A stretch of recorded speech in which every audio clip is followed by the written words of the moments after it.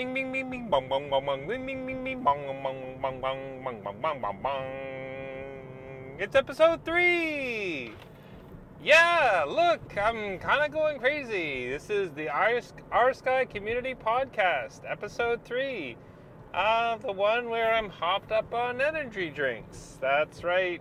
I'm on my way back from Ottawa, and I may have had already 2 monsters, unsafe levels of something in my bloodstream, and I have picked up some more because I have a tendency to nod off. Maybe we can just call this one the rambling episode, to try to keep Aaron awake. Anyway, episode 3. Pretty excited to be here. I'm not on my bike again.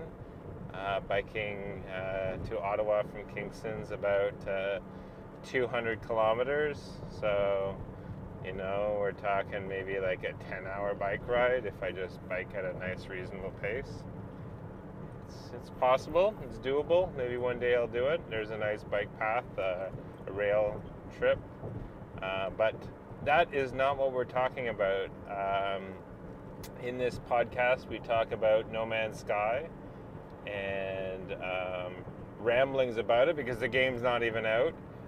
But you know what? That is really the best time to do a podcast before a game comes out. Because when a game comes out, you can play it. And yeah, then why do you need a podcast? Because you're playing it. Anyway, so what we're doing now is we are speculating, and that's what I do best. I ramble. I do things with way too much focus because I have Asperger's, and I like focusing on things. So, can you tell that I've had too many energy drinks? No, my eyes aren't red. Yes, they are. No, they're not. I really don't know. They're probably bloodshot. Anyway, so yeah, this is really a rambly episode.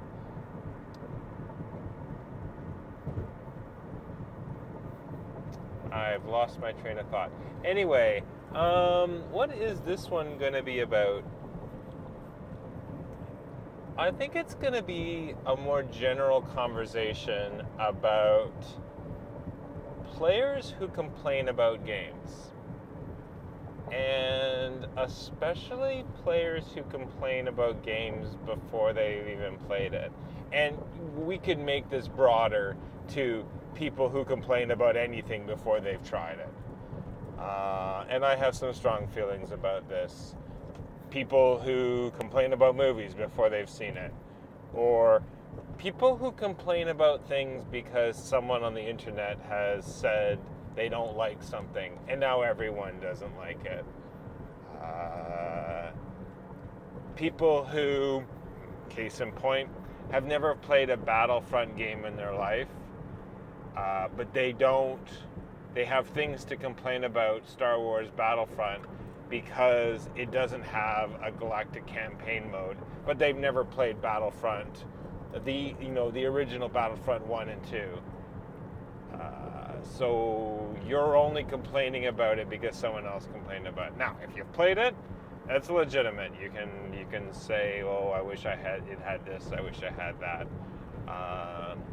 So yeah, it's sort of like saying a game is dead when it clearly has a gigantic following. Like people who say that Destiny is dead, or Destiny is stupid, or Destiny is whatever. Just let people have fun. Destiny is clearly not dead. You can match make any size of activity in like under a minute. So there's clearly people playing it. Streamers are making a living. Gathalion just bought a friggin' swanky house in Florida with money he's making from Twitch and YouTube. So clearly there are games that are not dead and that people like. And Remy just said it on his podcast. Sometimes we maybe we spend a little bit too much on a single game, and then you spend too much time with anything, and you start seeing its flaws. You start seeing the cracks. The things that were minor annoyances now become huge. That happens in anything, in relationships, in jobs, in TV shows, and in games too, because everyone's a critic, right? Everyone has thoughts about how they could do things better, about how it's not doing something the way that you think it should, that there's a bug in the game, and it's your right. You are entitled to have a fix and have it fixed now, and otherwise the game is stupid and the developers are garbage and they don't care about you and they're only in it for money, and all of these things that are completely incorrect. That big game companies or big publishers like EA or Activision are screwing you, or they're screwing the development process, or anything. Any complaint as a gamer, as a movie critic, that you put out there, just stop. Do something else with your life, because honestly there's enough negativity in this world. And look, I myself am being negative right now, and maybe it's passion, but you know, when a new game IP comes out, there is an opportunity to start fresh. Start fresh with positivity, and as opposed to negativity. And I see No Man's Sky as a fresh start, as an opportunity to build a community based on positivity and adventure and awe. And look, there are going to be things that are going to be wrong. There are going to be things that are broken. There are going to be things that are wonky. But who cares? Life is broken and life is wonky, and life has things. People get sick. Cars break down. Like your pets die. You do really badly on a test and fail. So life isn't predictable, and it's just humans making these games. I've developed games. I write software for a living, and I debug problems, and I design new hardware solutions, and I make impossible things happen. That's what I do for a living. And in the end, it boils down to humans who are doing, hopefully, what they love, hopefully getting paid adequately for it, and trying to make a go of this thing on planet Earth. And especially with game developers, they have put everything of who they are into these products. But in the end, it's still just a bunch of humans doing something, and there are going to be bound to be funky things. So, let's just take No Man's Sky. You load it up. In 600 meters, turn right onto Bankfield Road. Whether or not you heard the instructions that I just heard, well, there you go. I'm turning on Bankfield Road. Right. So, even before you've loaded up the game, Road, Ottawa Regional Road 8. There are people who are complaining that people are complaining about the size the size of the Continue game. on Ottawa Regional Road 8 for 2 kilometers. Now, there are also people who love the size of the game. The size on disc is 6 gigs. And when you compare that to something like Destiny, which is 30 or 40 gigs, people start kind of almost equating size compared to game size or worth or quality or any of that other bullshit.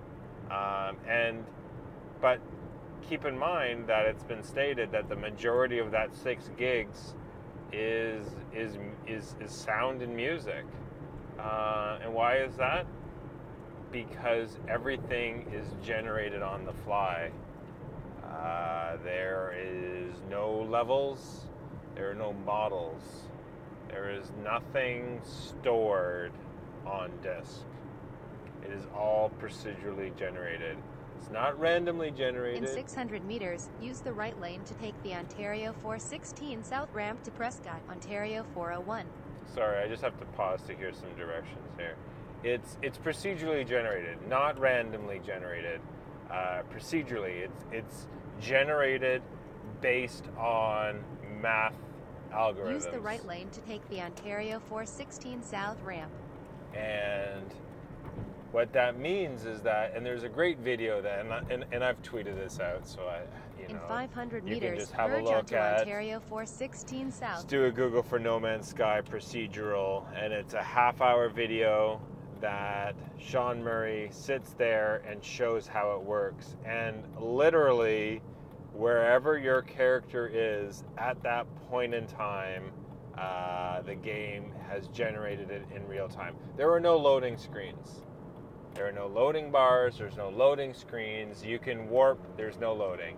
And that, to me, is... Continue on I'm Ontario excited. 416 I'm South excited for No Man's kilometers. Sky just by the fact that there is no loading screens. It is probably my biggest gaming pet peeve to be immersed in a world and then to have a 30-second, a 10-second, a 5-second loading screen. Yes, but look, I can speak with authority on this matter because, well, I'm not that old, but I lived in a world where Commodore 64, you're playing Skate or Die. To load one event would be 5 or 10 minutes of loading. So I know what load times are. I've lived my entire gaming life with load times, and it's gotten better. It's gotten quite a bit better, actually. And yes, if you have a great gaming PC, load times are quite low. But I would say in the PS4, for big games, say like Destiny or The Witcher or Bloodborne or Dark Souls 3, you can typically count on a 10 to 30 second load time, especially after the game's been out for a while and they've patched it and blah, blah, blah. But still, you enter a new area, load time. You die, load time. You want to do something, load time. And every single time that there's a load screen, you get pulled out of that world.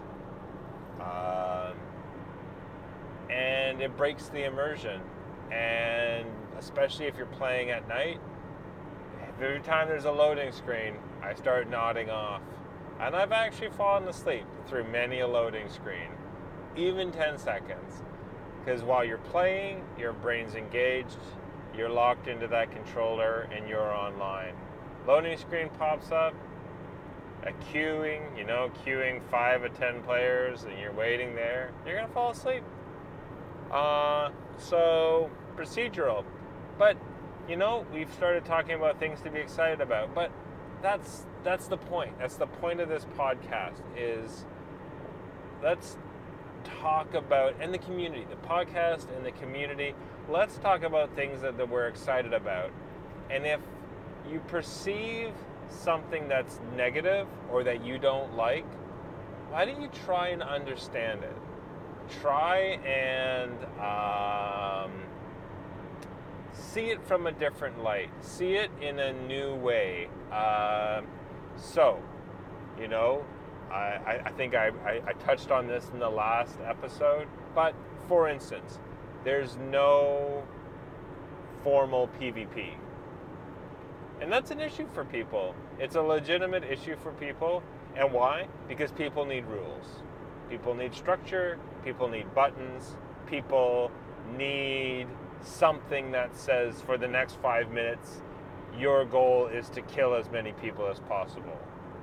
But that's not life. That's not the way that life works, unless you're playing a game of basketball or playing a game of whatever. But if you take the premise that No Man's Sky is almost no longer a game, it's an other universe, then why would you have formalized PvP? And you know, and I think from what I can see is that there are some formalized rules, but almost more of like regular societal rules, like trading and kind of a basic morality system and alliances. But to have like a PvP menu, that it just makes no sense. You know, and like even with missions, you know, the best way to be doing it would be is that if there was an NPC or if you're in a bar and you physically overhear someone, or someone would be like, "Psst, come over here. There's a planet in this quadrant that we heard that there's treasure," and that's it. No, you know, and then you have to go and find it. But to like, or like a message board, you can go and there's like posted missions. But even that, it's, you know, I guess if you're a bounty hunter or something. But, you know, so, you know, that's my challenge to you. If you in your time of reviewing No Man's Sky, or not playing it, but still critiquing it based on videos and streams that you're watching it, or playing it and critiquing it, or talking to people about it, if something negative is going to come out of your mouth, see if there's a positive spin on it. I'd love to apply this to any game that's out there when people are talking about it. And it's not to sugarcoat it, you know, it's not to gloss over issues and bugs. There are always going to be appropriate channels for talking about bugs and issues, and often there's a bug reporting tool or there's official support forums. But in terms of the community and in terms of,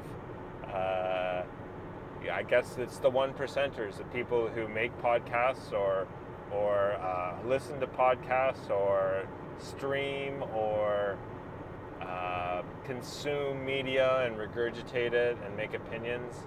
You know, that's a small percentage of the entire gamer population. But we can choose to be positive, and we can choose to act differently. But that's me, and the last thing that I want to do is tell you what to do. But that's what I'm going to do.